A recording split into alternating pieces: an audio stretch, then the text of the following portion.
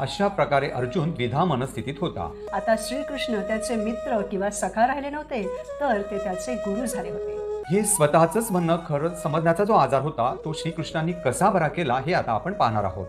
भगवंत हे या सृष्टीचे पालक आहेत, तारणहार आहेत, म्हणून ते निश्चितपणे हे जाणतात की कोणासाठी काय योग्य आहे आणि काय अयोग्य आहे. प्रत्येक 7 वर्षानंतर आपल्या शरीरातील पूर्वीच्या सर्व पेशी मृत होतात आणि नवीन पेशी तयार होत असतात. आत्मबोधासाठी जेवढी आवश्यक आहे तेवढीच काळजी आपण या शरीराची घेतली पाहिजे. पण शरीराप्रतीच आसक्ती ठेवून त्याच्याच काळजीत सर्व जीवन व्यतीत करणं हे तर अज्ञान आहे. पण भगवंत हे सांगू इच्छितात की हे प्रिय अर्जुना, या धर्मशास्त्राच्या वरही एक शास्त्र आहे आणि ते आहे आत्मशास्त्र. आपण फक्त खाण्यासाठी जगत नाही, तर जीवनात इतर कार्य करू शकू म्हणून जगण्यासाठी खातो. बरोबर, 84 लाख योनी आहेत. आपले जे काही कर्तव्य आहे ते पूर्ण करत करत आपल्याला परमगती प्राप्त करायची असते.